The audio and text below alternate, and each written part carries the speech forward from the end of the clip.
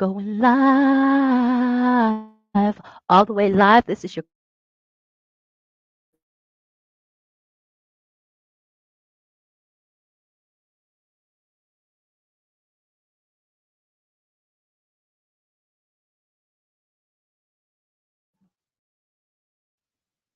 mm, mm, mm, mm. So that's what we own first thing in the morning.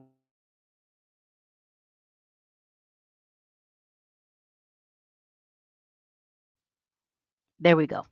All right, so I'm going to get straight to it. J Essence, like, subscribe, love, be, try, ask, do, whatever. I am still going to honor kind of like this last 2 weeks that I've done. And I just had some friends text me to say, hey, we are moving there probably within the next 2 months. So shout out to your October time. And we need to know what's going on with the economy. Do you still think it's good for us to come at this time? And I'm going to be honest because that's what I do. I'll be honest.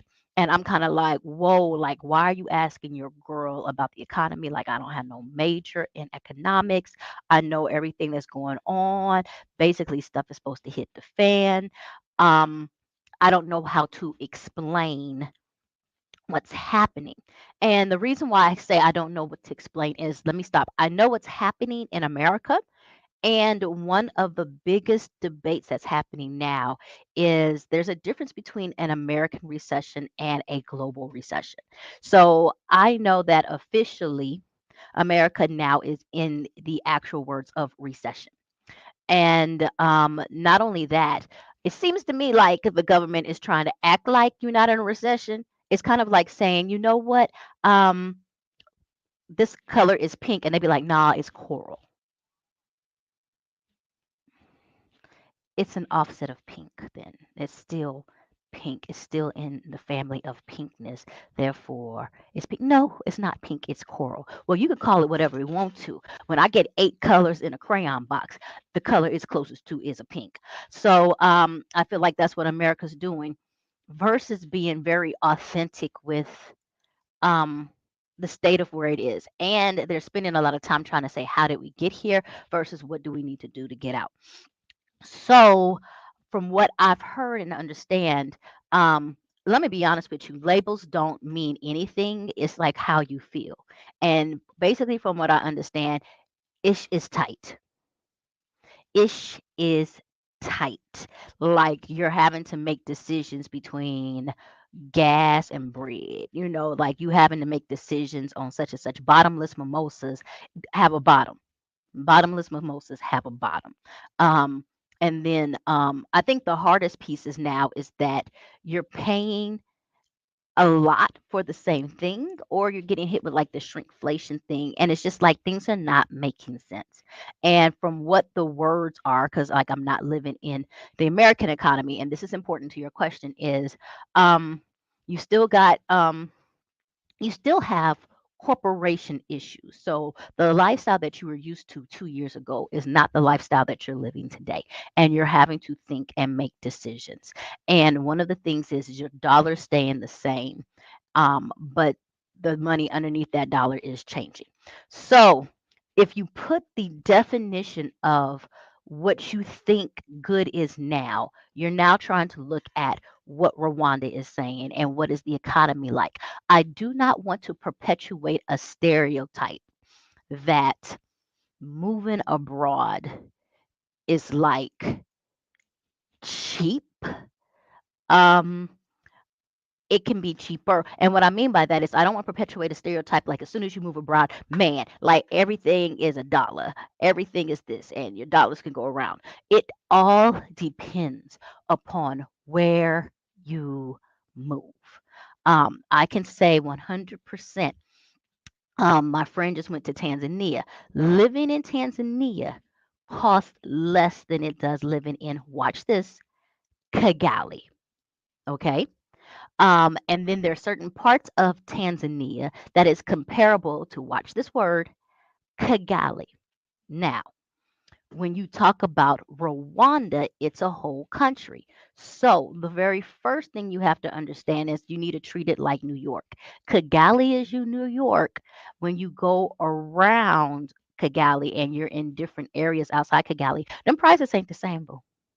Like I asked my chef will get a whole tilapia fish here for 8,000, but if you're going outside and not in a tourist spot, you can get that same fish for like 2,000.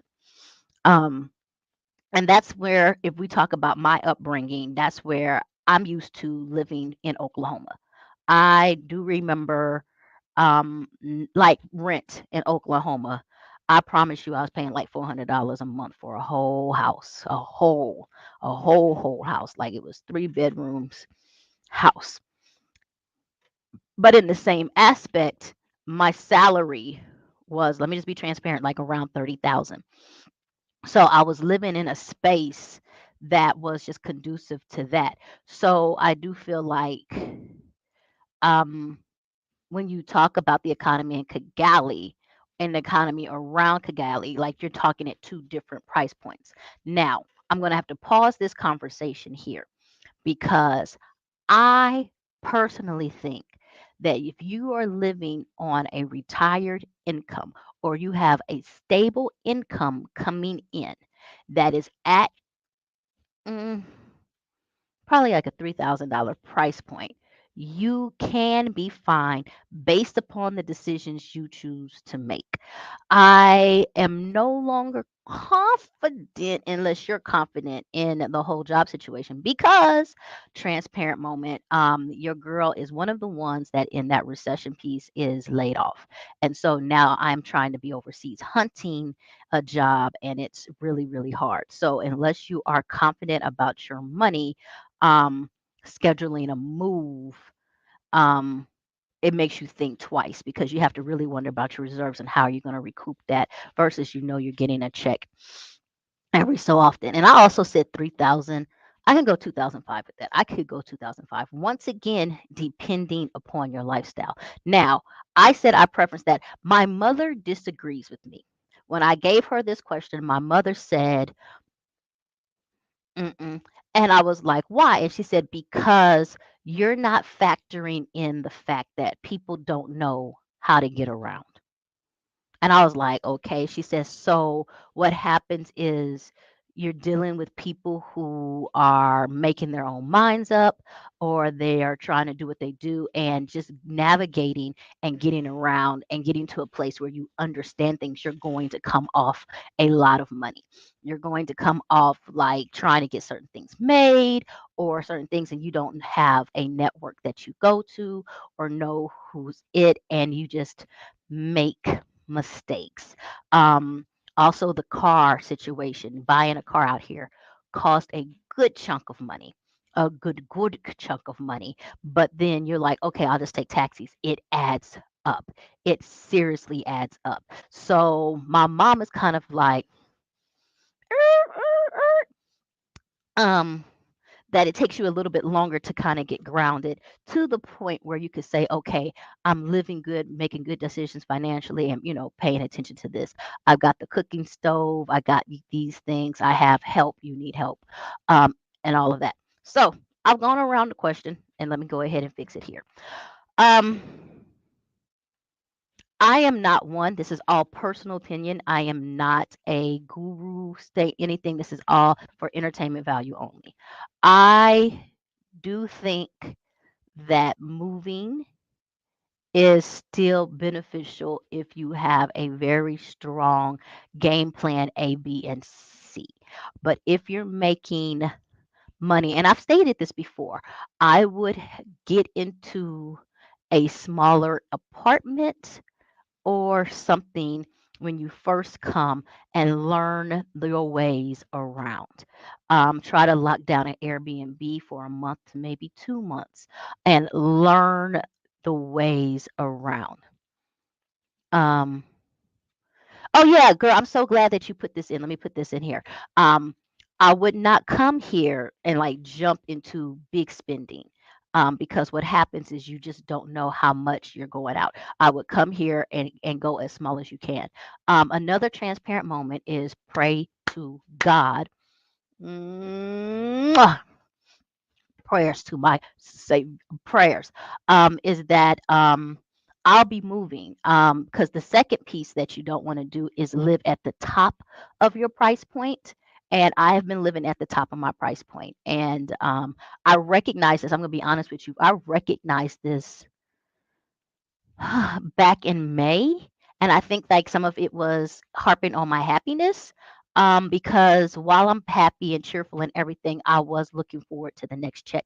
And number two, let's be honest, I didn't realize how much of an investment it cost to do Hatima Farms. And that is not a negative. What I've recognized is I got to get back to this question, Linus. What I recognized is that um as an investor, as an owner, I'm not an investor here, as an owner of Hatima Farms, it is so much more dear to my heart than I recognized when I first put it together. And because of that, it's kind of like your child. It gets first priority. If they call and cry and the rabbits need this, I give the rabbits that. I created a business structure. And one thing with farming is you have to put so much in before you can get anything out. There's no such thing as like you starting with just some eggs and then they hatch and becoming chickens. Like you have to start with the chickens. Well, the chickens take 8 weeks. Like there's so much into farming that goes investor and money first before you can get the return. And so um, I was actually funding mine with my job. So I'm living at my price point and I have my job and I am splitting money that way. And so those are things that said, you know what, I need to come into a different price point for our living. The other thing is I take pride in our team. And I've become J Essence Enterprises. So one of the things that hit when they told me about my job was just like, how do I make salaries hit? Like that's my hustle. And so because that's my priorities, I'm willing to say to all of this, time to go. Like, not even time to go. It's like, oh my gosh, I am so grateful for the year I had here. Thank you, dear God. Thank you for letting me live at the peak. I've seen it. But I'm a country girl at heart and I know how to do country things. Like, I am just fine. And also, I'm just fine letting my little introvertedness kind of have some time to shine. Um, but that move. So going to you and your move is that when you move out here, I would say stay on the low end. And then once you figure out your spending habit and kind of what you're doing monthly, then you can turn around and say, okay, let's upgrade to this space, or let's upgrade here, or let's upgrade here. Um, Definitely, and it's so hard to say shop around. Looking for houses is hell. It's a headache. And if you find something, I'll be like, oh, you need to jump. And so just having a good, reasonable mind of what you're wanting to and wanting to sacrifice and all that other stuff. Um, so that now I want to get into what Linus said. I'm sorry. Hey Jay, glad to see you. I heard a great BBC report on the cost of living right in Uganda.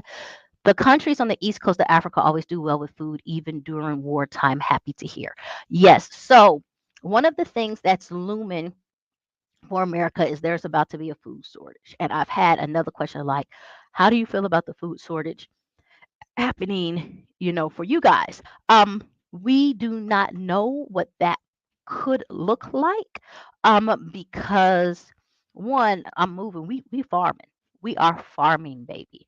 And when you actually come out and visit, you will see like community farms. Like they just have like these random bean farms and corn farms where I don't know the rules behind it, but they're all throughout Kigali, the neighborhood, everything else like that. And I say that because I don't see Rwanda one. Okay, number one, period. My personal opinion is Rwanda is not dependent at all on American export food. No. First of all, you're not close enough. Any of the food that you get, like, oh, let's say you find some frosted flakes, baby. We don't have frosted flakes. We have frosted over flakes. Like, but you're dealing with so much import tax and everything like that. Frosted Flakes might be $14 a box. Not realistic. So we're dealing with our imported food from your European countries or your, I think we get France a lot. We get France. We do get some stuff from Dubai. We get it from there. So we're more affected by the Ukraine Russia war when it comes to food into Africa. That's the news we have to watch. And it really does affect imported foods. So I do feel like there's going to be a major hit with restauranting. I do feel like if you're dependent on, I gotta have Lay's. I gotta have this kind of, and I think our Lay's got like an accent over it. It ain't Lay's like y'all's. So your exported food, like my mama is mad because she's like vanilla extract. And I'm sitting here like salt and pepper player, salt and pepper. So that part. Now, there's two things we have to watch. If you're talking about food here locally, food has gone up. We watch our trade on the borders because we do get a lot. We did get a lot.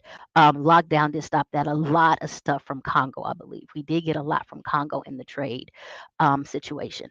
And then that's one reason I do think Rhonda is trying to grow so much more food, and they really do focus on supporting agricultural needs and farming needs and those type of things and growth. And one of the fights that I have, I'm telling y'all all the business, is are we raising the bunnies for meat or not?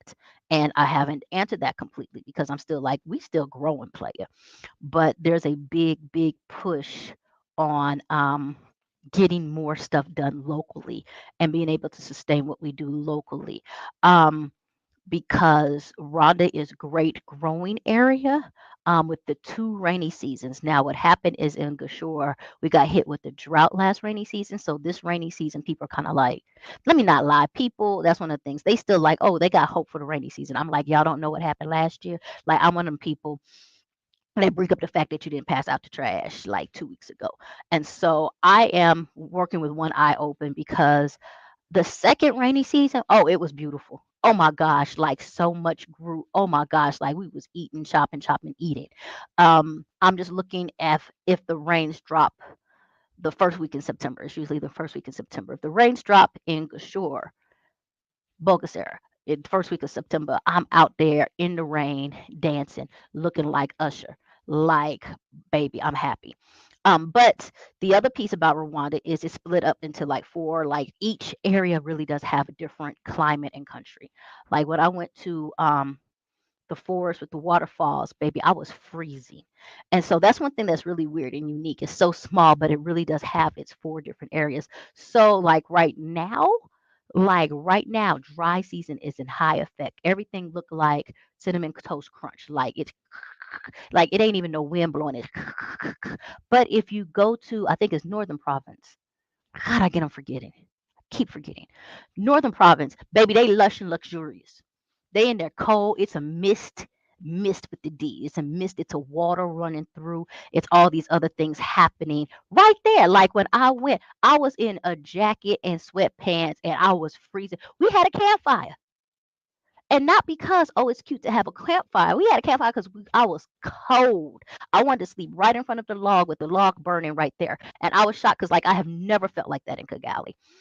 So all those different areas are there. That's one reason why you also have expats who move to Musanze because Musanze is the second biggest city, but it doesn't have your Kigali prices. Kigali's New York. Kigali's Atlanta. Kigali is like the high spot. There's a lot of people who are expats, not American or Western expats, but who are expats like from your Uganda and all that other stuff that live on the outside. Um, Suburbs of Kigali and just transport in because it's cheaper on the cost of living. So that's what we have now. Prices have gone up in Rwanda, especially in Kigali with your gas and everything. I've talked about that before. There are some things that were like, whoa, like that typical when you be turning around doing something and you be like, sign, you be like, when this happened? Like, let me go back and look at the check. Like, when this hit? Oh, this is real. Like there's a couple. What was my mom? Oh, condensed milk. Ooh, my mama had a heart attack because it was like $3 and now it's $7. Chow, chow, chow, chow, chow. Because it's already hard to find. or was that the coconut milk? Like, yeah, so like I said, a lot of the export things, yes, we have seen a significant hike. Um, is it enough to me to deter you? If you have a good grip on your finances and you know who you are, what you want to do, I think you still will be 100% okay. You got to put in the bubbling money and the fumbling. I say fumbling money because you're going to make some mistakes. You're going to make some mistakes. You're going to make some big mistakes. You're going to make some mistakes. And I would also say that slow down. Slow down. Like when you get here, slow down. One of the things that people don't realize, and I did this in Dubai, is that I moved to Dubai. I knew I lived in Dubai. I actually did it here too, which means that I did not run out in the first 2 months and do all the activities and do everything. I did eat out a lot though, because I'm a eater outer. That's it. I don't. That's me. But I didn't do that, and so I was able to spread all of these trips over like this 2 year span of which I lived there, which means I didn't, cash out now. Even now, and my line sister came, it was the first time I swear to God, I'm getting the lakes. It was the first time that I went to like the waterfall and the canopy. Like I hadn't done that adventure before. And it was really nice for me to do it with her. And that's me being here for like 18 months. There's still things I haven't done. Um, and so I do that because I live here now. So I don't have to do that. So when you come out here, get out of the mindset of you're a tourist and you got to go visit everything Rwanda has to offer, and then you can just turn around and say, okay, well, what's my budget? What's my plan? Okay, I can do this. I can go to Sunday Park. Going to Sunday Park is like one of the best experiences ever. But you can do all this stuff. And so when you come in with that mindset, like you have time, you good. You can. You can experience a whole bunch of different things, and it doesn't get to where you're thinking about dollar to dollar, check to check. Hey, B. Hannah, how are you doing? Much love to you. Hey, Noella, mahalo to you too. And then yeah, I don't know what I said. Linus, I be talking, but I mean imported food. So, I think that's my answer on the economy, as much as I can give it. Yes, another one is be careful because if you're working remotely, not all VPNs work correctly. Like you need to lock down your finances. And I've talked about that before. Like, and I'm thirsty, locking down what you do.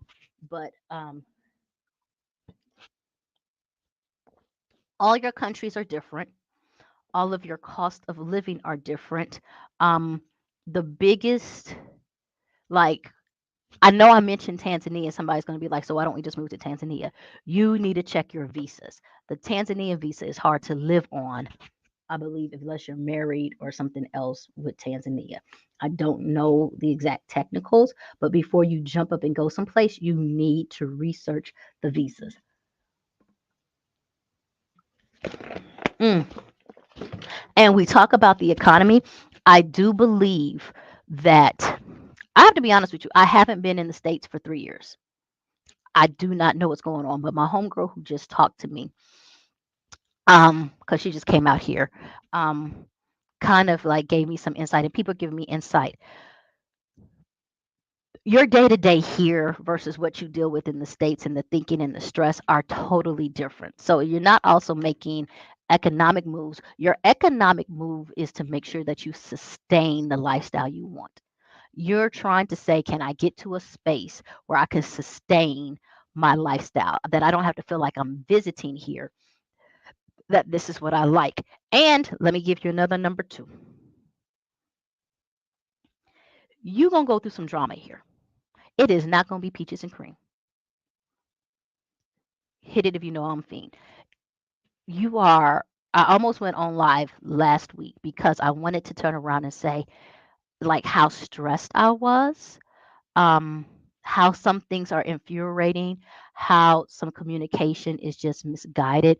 I wanted to get on here. I'll probably talk about that later. Is check your contracts and make sure your wording is like you will, you will, you will hit bumps in the road. Like people always see me like, oh, it's so positive. I love it. Yeah, I still love it. I still love it. I don't mean like I don't want to turn around and swing on somebody every once in a while. I don't, because my run game ain't that good. Um, but just because you move doesn't alleviate life stuff.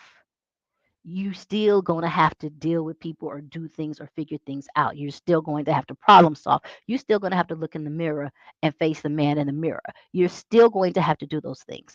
I say it over and over. I rather do it here than where I was before. Period. So while we talk about the economy differences, there's other things like your I don't know, so like your peace of mind or your nature. Like I'm much more around nature. There's other things that you have. So that's it. I'm hitting 30 minutes. If you have questions, go ahead and throw them real quick in the chat so I can hit those up. Don't forget, all of this stuff is really brought to you through my cousin connection. So make sure you check out the website. Um, we just had our 1 year anniversary and we're doing a lot of different things. And I don't know. I don't know if I'm forgetting something. I was going to say, what am I forgetting when you talk about economy?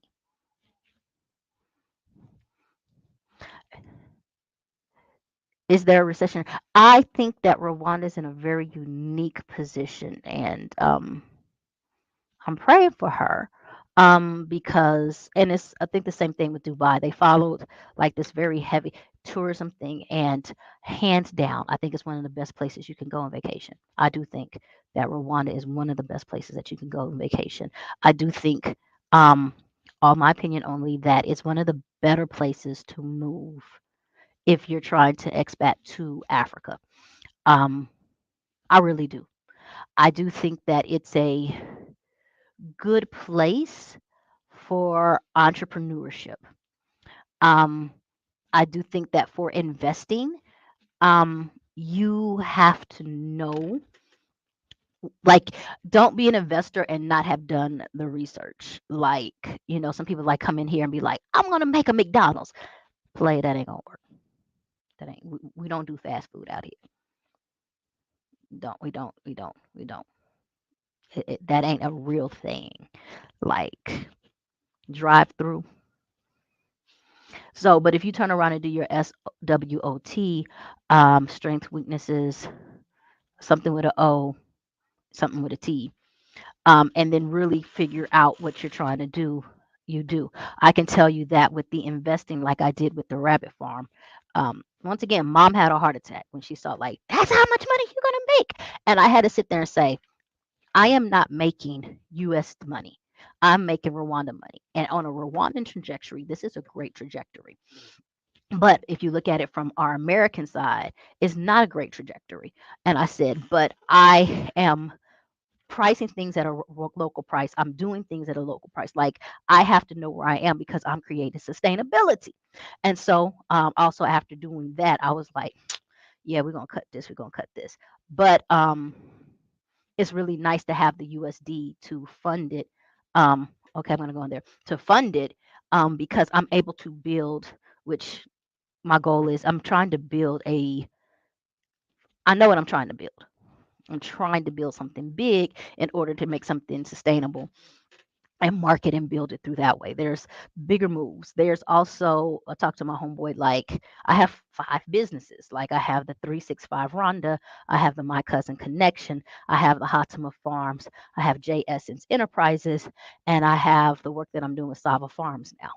So those are things there. And so what I'm trying to do is create like 5 different, businesses to help propel the lifestyle I have. And then pay attention to what I just said.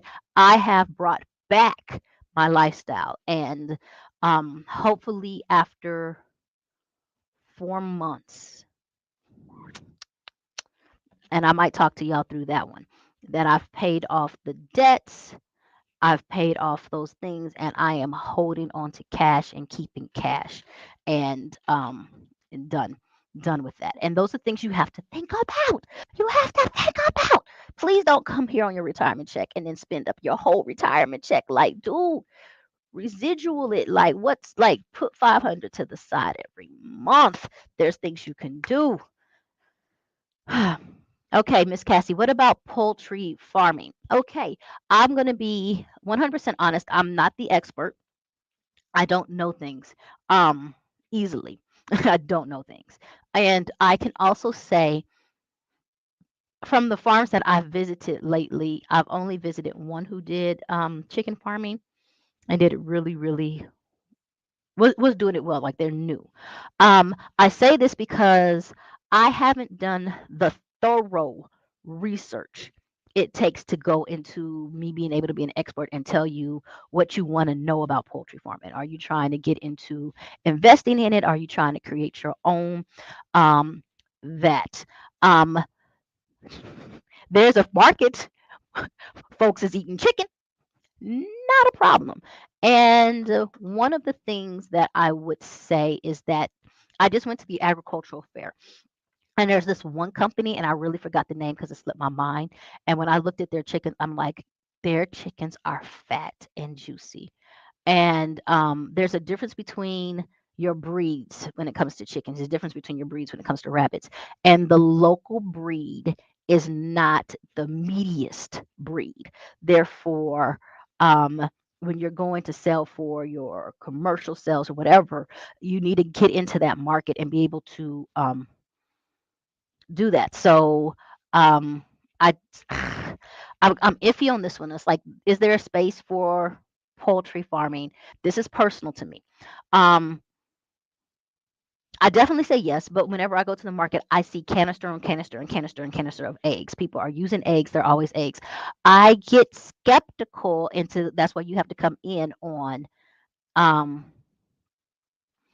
is there enough chicken farming and supplies already out, or is there still the space for someone to come in and do it and be able to do it? Then what is your goal with poultry farmland? Are you trying to be a premier commercial farmer and get into that? And are you going to be able to get into the market? Or are you going to drive the market up or down? Or are you just trying to be able to say, hey, I have a good livestock here. This is what I'm going to do. Then also, I have to tell you that I am 100% biased that I only know pretty much like Kigali and I know Bogosera. There's so many other places, and chicken is one of those things where everybody eats it, so you want to go. I do know that when you talk about your locals, meat is a big deal. So I think that if you talked about social statuses, chicken is not on the number one like they have it maybe once in a while. It's more so number two and up. So when you talk about social statuses, or you're talking about who your market's going to be, what is it going to be? I also think that there's probably a good market for like fresh chickens, like not necessarily frozen up in the freezer, baby. Because when we saw them chickens in the freezer. Like even us, we don't go to the store and buy chicken. Like we get it down at the butcher. We get the squawk squawk before it squawked. We get the squawk squawk before it squawked. So in all of those things, now I will say this piece that's a little bit different from my piece because poultry farming is popular. It's easier for you to find your wires, your cages, your food, your stuff for watering and everything else like that. That's something that I'm struggling with because rabbit farming is not as popular. So like the type of wire we need for the cages, like it's like everything is just so new because we're not popular. But chicken farming is popular. And so it's easier for you to come in and get started. And you can get started on a small scale. You can get started and build up. I think that there's a lot more support for chicken farming. And let's not act like this is people running around with random chickens. Like if I leave out of here, there's a chicken crossing the road to get to the other side all the time. It's chickens everywhere. So I do think that if you were to get into poultry farming, um, that's a good market. I heard rumors one of your best markets is pig.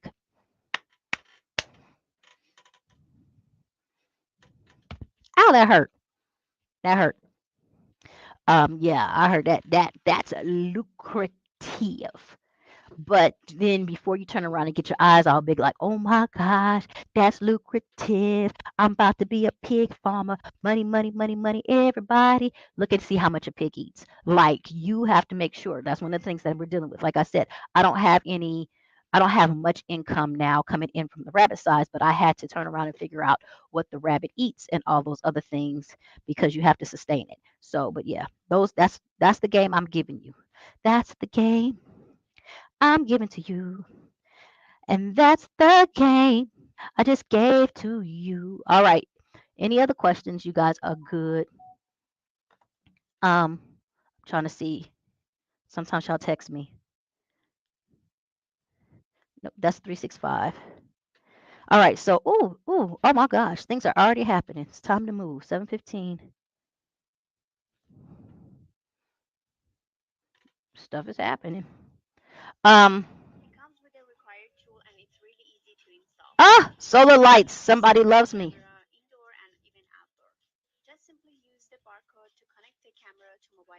Oh no, I need to start researching. Got things going. Oh yeah, this is good. 70,000. That's $70, y'all. Yeah, we gotta work. Gotta work. Gotta work. So, um, let me see. This is good. Oh, that's a good question. I'm glad I paused. And this is somebody new. Oh, you're gonna have me ask about real estate. Hmm.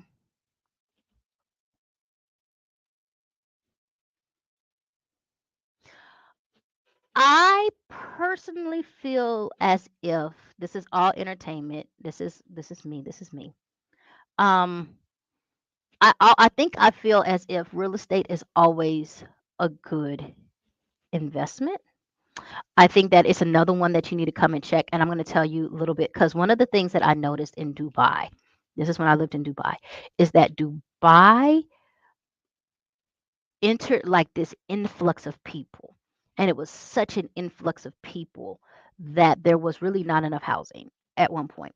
And there was expats all over the place, and they're like, oh my God. And so everybody jumped in and got into the real estate game to where now in Dubai it's overbuilt. And there are like gorgeous, gorgeous sky rises with a lot of spaces that are empty. That's not Kagabi. So if you're serious about real estate, I think that it's best for you to come out here and review and see. I do know that the government at one point in time actually wanted to have more people who vested in middle class real estate, which means like on the expat or expensive end, a lot of people were coming in and building like really fancy homes and really and trying to cater to expat. And I think there's an empty market when it came to dealing with people who wanted to do middle class homes. um, and then I do think that also if you're coming in, um, there's a lot of building. There's like to me, it's almost overbuilt, like on the mall tip to me. Like I don't know if there's a plan to fix that because like there's malls and places for shops, but then the rent for the malls, you'd be like, you tripping, dog? Like how you what? Um, so that piece is really unique and it's possible. I think that if you came into Rwanda, I would honestly get to move into the movers and shakers to where the new airport is supposed to be, um, and becoming, I don't want to say proactive, but trying to foresee what the future can be. I do think that a lot of people here um, tend to focus on the now. And so, even in building, like for instance, it's Kabaga Baga, like there's building happening in Kabaga now because it blew up now. Um, and people are doing that. But instead of saying, okay, where's the next Kabaga Baga? Where's the next like building up? And I think that there's something, and like I would love to talk to other entrepreneurs because I'm opening up my head. Um, I think there's something in if you're an entrepreneur, if you're building, being able to build and be patient for the return. A lot of things that's happening is like that's another one. Like people are building and then they're running out of money and then they have unfinished projects. I would come here and knock on those doors. Like I would knock on those doors for the unfinished project piece. because out here everything is cash. Majority of everything is cash. And then the other piece of it is that if I invest in a business, how long can I sustain before I have no return on that business? Because that puts me in a different position where I don't have to be hungry for somebody to come in, and I can be patient and wait and then provide these opportunities, and then be on the back end of catching the long term money and investment in those. So I do think that there is um, a real estate market. I do think that it takes more research for you to be able to utilize it to your advantage.